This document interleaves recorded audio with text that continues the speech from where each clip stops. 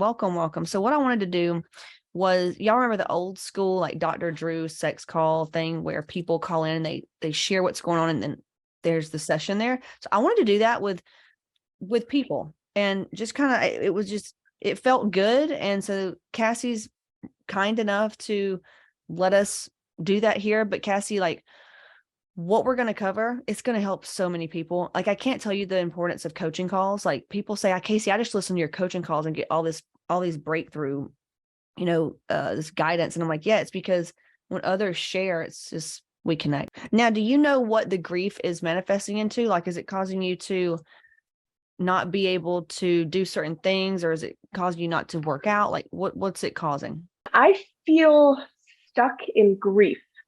Okay. And I'm kind of trying to move through that. Very demarcating event was when my sister passed away, which was in 2019. And in that year, I gained like 10 pounds. And it didn't matter what I did. And since then, I put on like another 10 to 15 pounds. And I just feel like I'm in this cycle of just running myself ragged or numbing out and just checking out completely. It's like one or the other. Okay. I'm either 120 miles an hour or I'm just a slump on the couch. So we're going to do hormones definitely, because here's the deal. If your adrenals are off, if your hormones are low and depressed, you can be too. Now, can we like transcend that? Yeah. Yeah, of course. Absolutely. Because emotionally, there's something there that's causing all this. And you said that it all started in 2019 when your sister died, or was it before that you experienced highs and lows? My mom, I believe, has borderline personality disorder, and she's an alcoholic and has never been diagnosed or treated with either. But through prior therapy, kind of came to that conclusion. My dad also just passed away in November. And my sister, my older sister, used to take care of me. She took care of me a lot in our childhood. And then she became a drug addict when I was about 14, 15. And I ended up adopting her daughter and raising her daughter. So when she passed away at that time, I had custody of her daughter, who was 15. I'm sure there was a lot of highs and lows and whatnot before then as well. But that, for some reason, it opened up a lot between my mom and I. I didn't really see all the dysfunction in that relationship until my sister passed away. Anytime we grow up with a parent that is BPD, alcoholic, struggle with anxiety, even if the mom is struggling with depression herself after a baby's born or whatever, it causes insecure attachment styles. It causes depression. It causes all the stuff that we deal with. People have no idea. Like, just if our mom was anxious when we were in utero and after she had us, can affect us for life, like lifetime. So have you gone through Reset and Restore at all? I have. Okay. What came through for you on that one? I actually don't know if it was Reset and Restore, but you did a video on your 17-year-old self.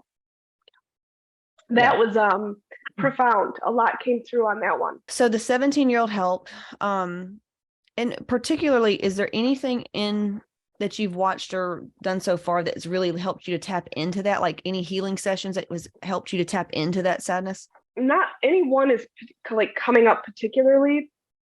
I listen to your videos on my drive into work, and so it's kind of like it's just kind of woven into my conscience. Yeah. And the emotions come out, but I don't know if I have the right language for it, if that makes sense. Yeah. Have you cried? Have you felt the deep despair and sadness? Yeah. Okay, got it. So you're wanting to clear this today, and then what are the aspirations? Like, what are we going to move towards when we clear it out? What are we going to fill it with? Oh, self-love, worthiness. And the thing is if you grew up with a parent like that, we can learn how to self-love. Worthiness, we're going to have to work at, because see, we've never been shown or modeled that. So we really have to learn. So you couldn't be in a better place. So that's good. So self-love, worthiness. And when you have self-love and worthiness, what would you imagine that would bring in? Like, what would your life look like? An actual support system, a healthy support system. I'm writing this down because I can give you the notes when we're done, because I'll have like an action plan. So a healthy support system, And what would that look like? Like, walk me through that. Like, this is where we need to turn on imagination. I guess somebody to check in on me and be there for me and my family and my girls. I've got 3 girls. Here's the tough pill to swallow. You're going to have to go through something where there's never going to be anybody that comes to save you like that. It's like you're going to have to sit with being an orphan. Yeah. Okay. And that's heavy. So you don't have to do that now. So this is all things you're going to sit with being an orphan, because our stories are a lot alike. You're going to have to sit with that. Nobody's going to come save you. What we're going to do is activate Divine Mother in you. And in turn, that will bring in the support, the sisterhood. You will be able to hold yourself. The people around you will be able to hold you, because right now, the pattern that you are in is it's not going to work. Can't depend on anybody. I'm by myself, fighting, scratching. That's still the thing. So that's the belief in the old cycle. Now we're going to have to shed a lot of old shit. And I think you're ready. A lot of people get caught up in that's their identity. And it's really scary. Like, if you don't have that, oh God, well, there's this whole new life out there. We're going to burn some of this old shit. Okay. And how does that feel? Like, the healthy support system, somebody to check in on you. What if that was never going to come? Like, could you tap into that despair and like that sadness? I think I'm currently there, because I cut my mom out. Like, it'll be 2 years in October. I cut her out. Good. Entirely. Because you got to think of a child, and you've got kids when they're little. Like, imagine a little 3-year-old, 2-year-old, 1-year-old infant baby just crying and nobody's coming to get her. A little 7-year-old, a 6-year-old, like needing something, needing help. Nobody's there. All alone. Like, sad. So that's what's coming out and up. And we'll need to do like we could maybe do like a small soul retrieval today. Maybe. If not, I have a ton on video that I walk you through it, and we go back and we get her, because all we want to do is bring pieces of ourselves back to our midline, to our heart center, so we're more whole, so that we can feel supported, because we've got her now. We're the mom now. I got you, So once we give ourselves all the things that we're looking for, then you'll get what you want. Now, what are some other things? Like, give me some physical goals, some career goals, some mom goals, all that stuff. Physically, I'd love to be 30 pounds lighter, stronger. I like lifting weights. I just have gotten out of the swing of things when my dad got sick. I'd like to be less codependent in my marriage, for sure. I think I met him when I was 15.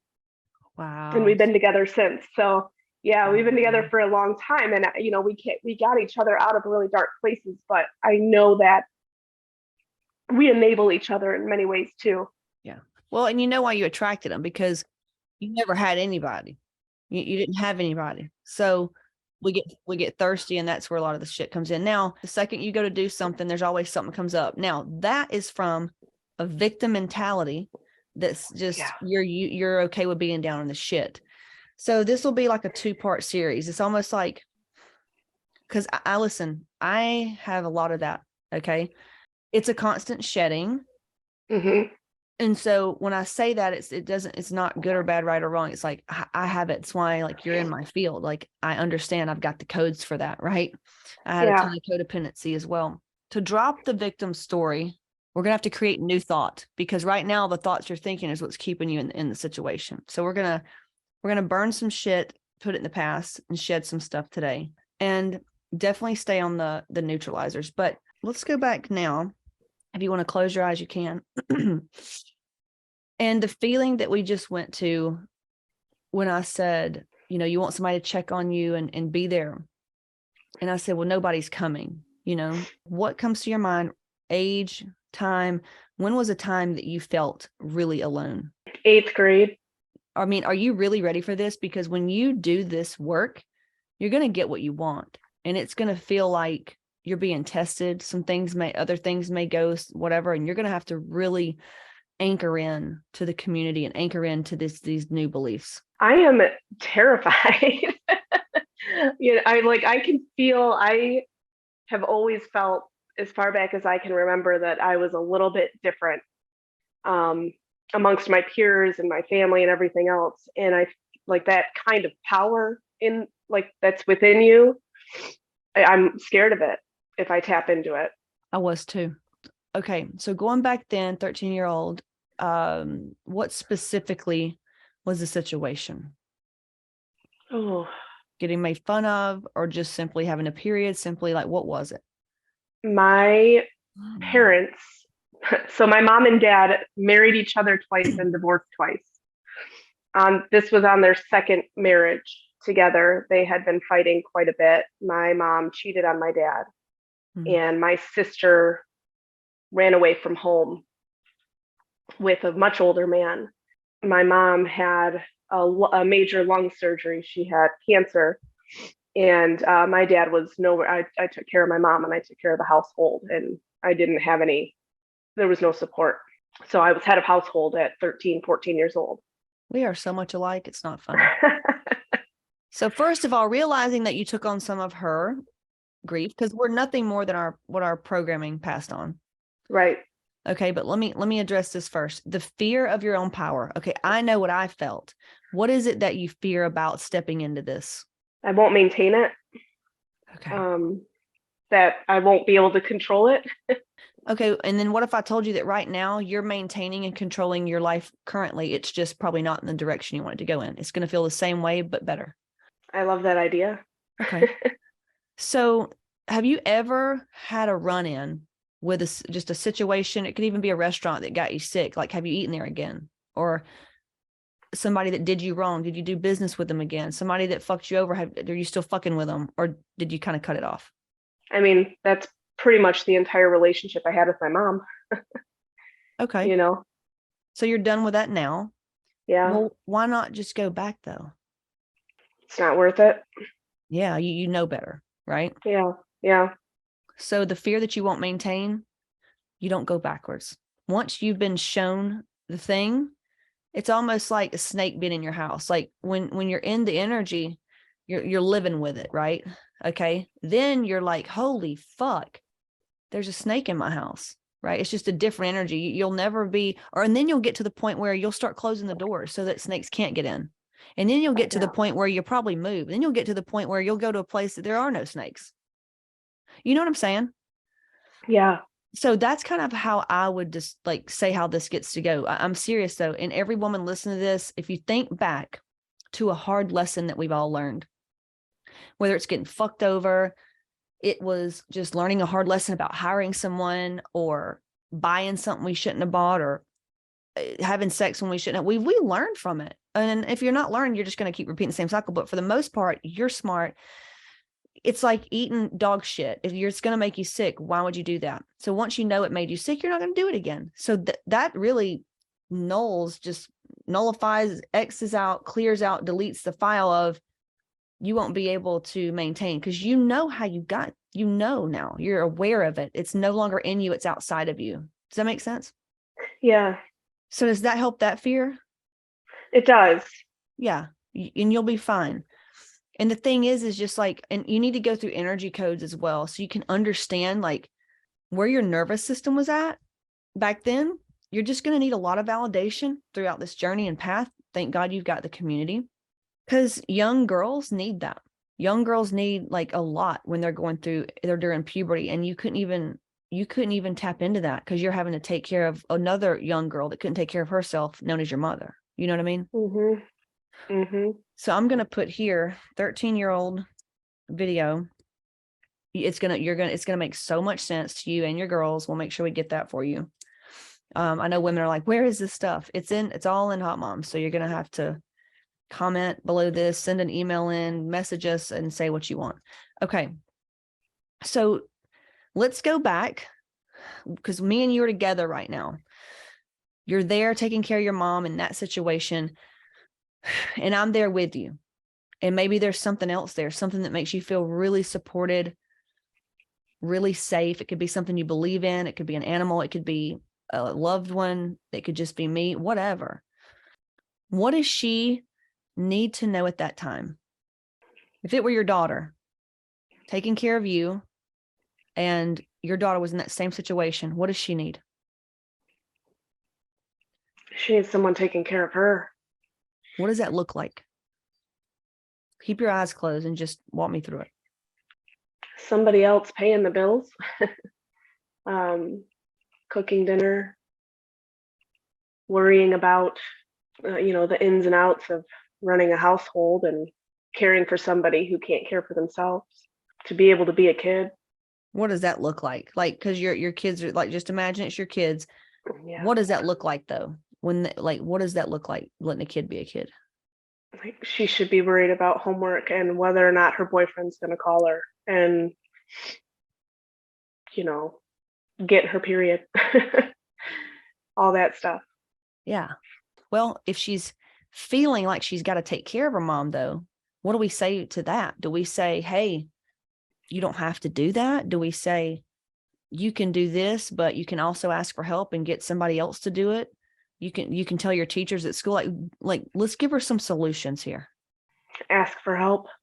Okay. Who could have helped her at that time looking back? My aunts. Okay. All right. So let's give her solutions. Say, hey girl, listen.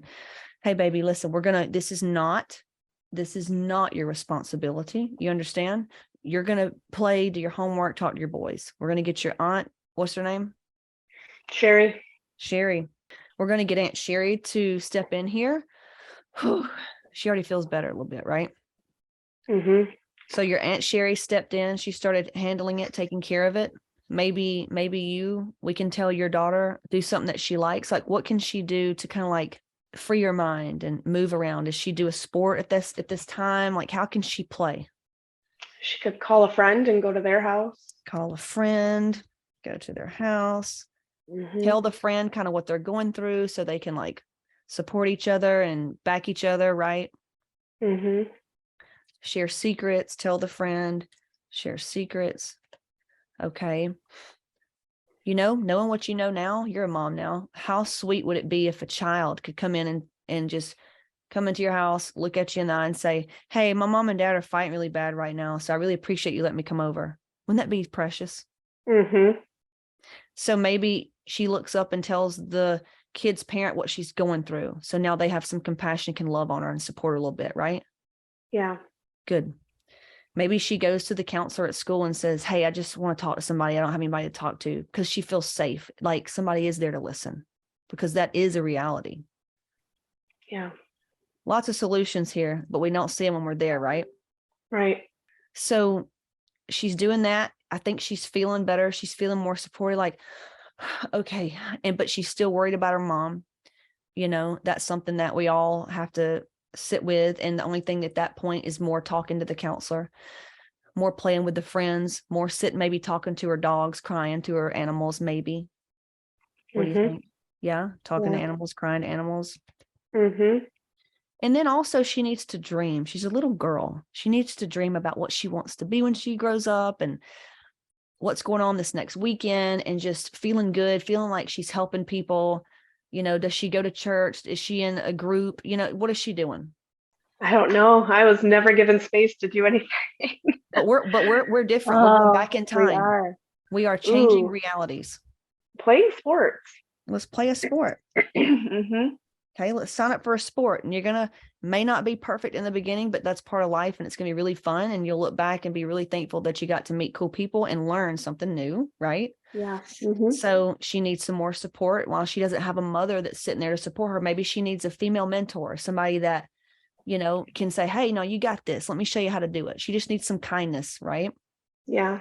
So playing a sport, all right, she's feeling better. And then now she maybe is looking into going into 9th and 10th grade. Now she needs some help and guidance with boys. Maybe she starts reading books and magazines and connecting with her friends and older women, letting the women know, hey, tell me some good things. And you're starting to attract better women in your life because you're getting into your own voice, speaking up for what you need, and you're getting your needs met, right? And if something doesn't feel good, you're like, that doesn't feel good, right? So you see where you're going here, right? Yeah.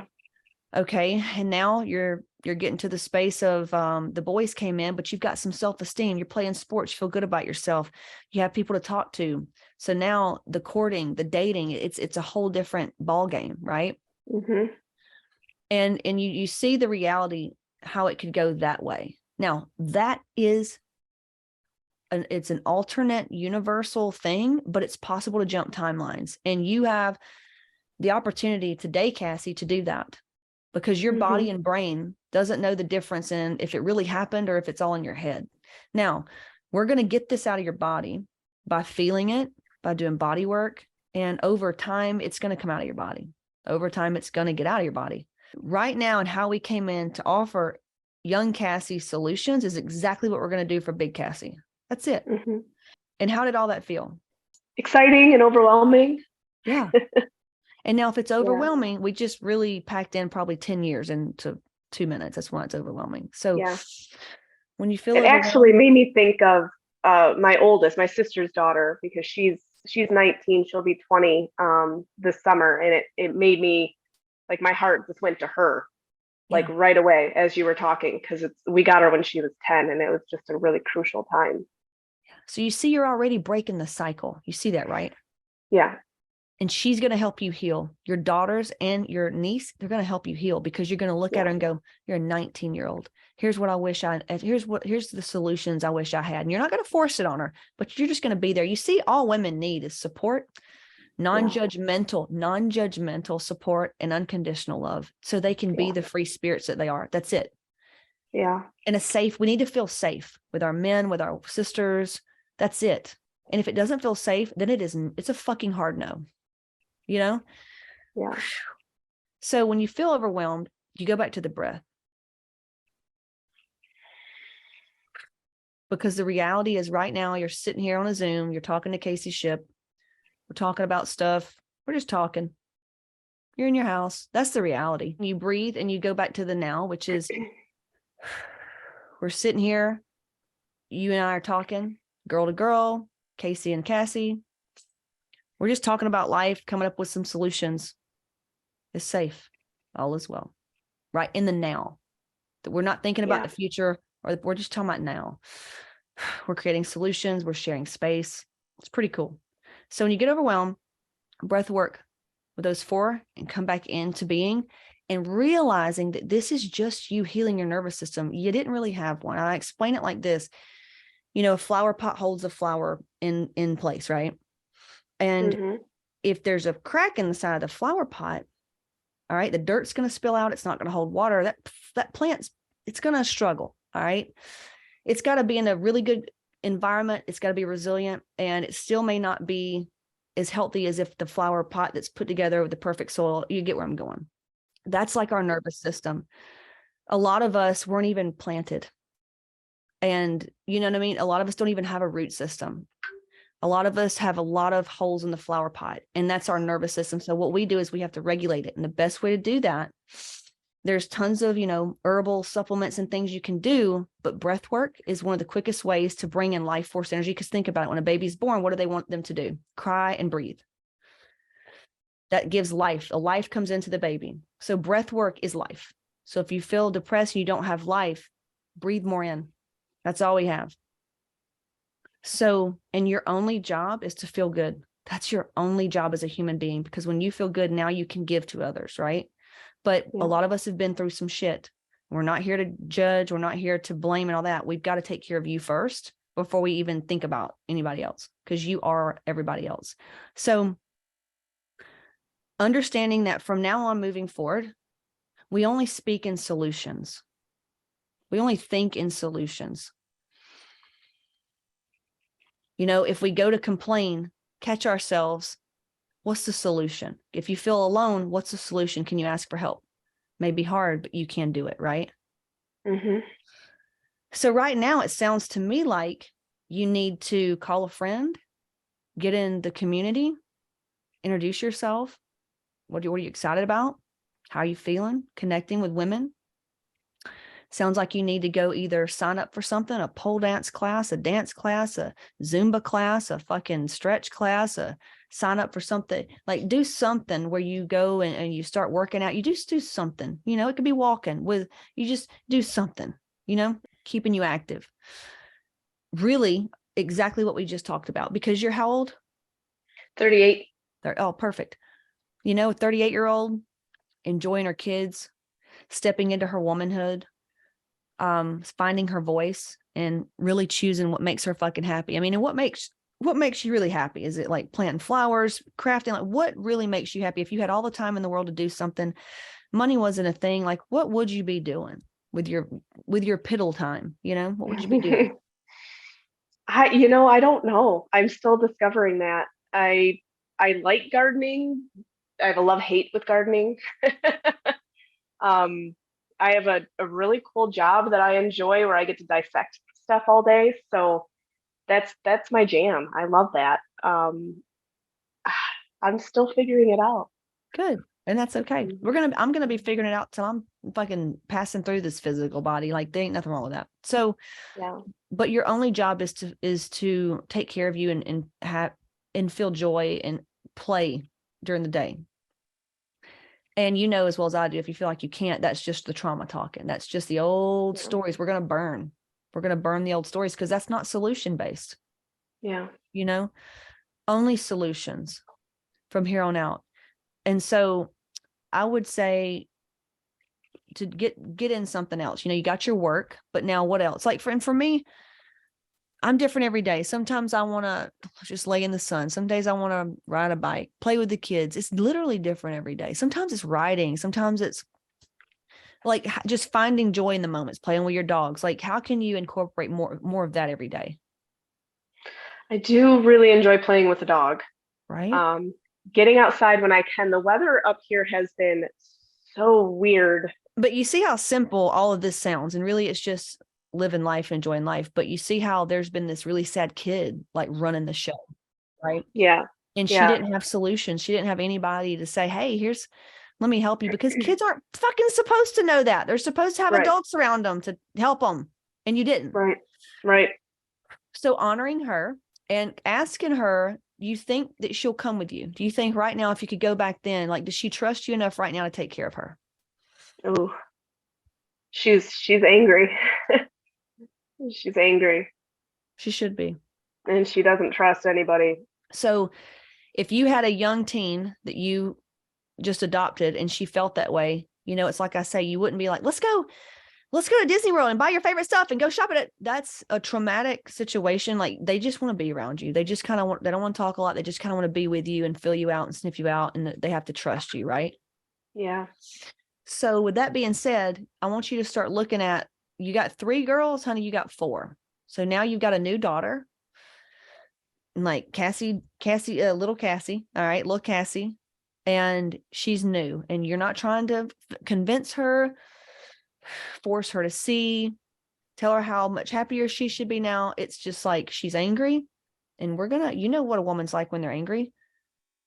Just give her some space, let her write, let her cry, let her listen to music, let her dance, let her scream, let it out. Let her know it's safe to feel angry. Go clear anger. I would go clear that in the neutralizer. And beneath anger, now anger is beautiful. Now, Cassie, I want you to know something. Anybody listen to this? So depression is very low. It's protecting you to not be hurt. But you know what emotion that we try to get people to from depression? You know what emotion? It's anger. Hmm. Because anger is beautiful. It's a gift.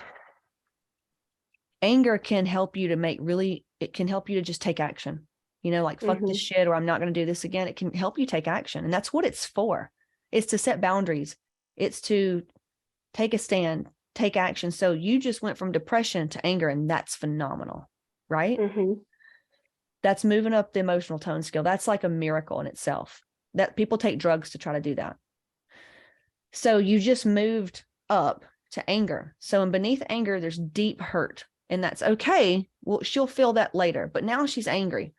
So out of the anger, what are some things that she can do moving forward so that she knows she's not ever going to be in this fucking situation again? You just did it, hun. You're not taking care of your mom. You're not taking care of your mom anymore. Yeah. Yeah. Cutting out the toxic people. There you go. People that can't help themselves. People that you feel obligated around. People that don't take your time, or they don't take your energy seriously. They don't belong in your life. So that's one thing you can do. Good job. Okay, what's one more thing she can do to make sure that she's not in that situation again? Ask for help. Bam. There you go. That's all you got to do right now. And when you feel like, oh, I don't want to do this, just know that's the bullshit talking. That's that little sad girl that's in her shit. And you're going to step up and go, hey, girl, listen, it's been long enough. You've been in the shit. You didn't know you had help. I'm going to take care of you now. And you're going to get what you finally deserve and want. Everything's going to work out, and it's going to take some time, but enough's enough. Sitting in the mud's long enough. All right. We got solutions now. We got some help, and we're going to get you fixed up. It may take some time, and you're going to have what the fuck you want. It's going to be a miraculous shift. So just get ready, and it's going to be okay. And you need to anchor that in. Some days will be harder than the others, but when it's hard, you just know to go back, do what we did. I've got the whole thing on video. I've got this on video, but I also have multiple soul retrieval, like pretty deep soul retrievals in there that can like take you through it. That's all we're doing. That's all we're fucking doing is going back, scooping up parts of ourselves that was disassociated, bringing them in and giving them solutions. So now that you know all that, what would be a good thing to burn and leave in the past forever, amen, and shed? Resentment. All right. We're leaving it we're leaving it behind. And you know, you've got the tool when it comes up, but we're just burning all the resentment away because I'll read you something. We're burning resentment for Cassie, for me, for everyone listening to this call. And what are we thankful for right now? This call. Thankful for shared space, women healing their shit, love. And then what are we going to call in? Self-love. Self-love. Compassion. Damn right. Damn right. Says, hey, we've been through, just like the little kid coming up and said, hey, my mom and dad's fighting right now. That's it, man. Compassion for everyone. Compassion for ourselves. And I'll read this to end because it was sent to me from a sweet, sweet, loving mentor. Emotions are a natural and necessary part of life, but they can also distort your perception and cloud your vision. In order to see things clearly, you must let go of resentment. And so it's just this, what we just did over and over, and it gets easier and easier. Kids growing up like us, it's just part of it. And we're very empathic. We feel the pain of the world. So it's very normal. Our job is to just clear it and do the best we can. I would say for those listening, just you could comment below if you see this on a video. If you're listening to this, I would say go to cassieship.com/apply and fill an application, and somebody will reach out to you. So thank you so much, Cassie. You got this. You fucking got this. Thank you. You're welcome. Have fun resting. Thank you. All right. Bye. Bye.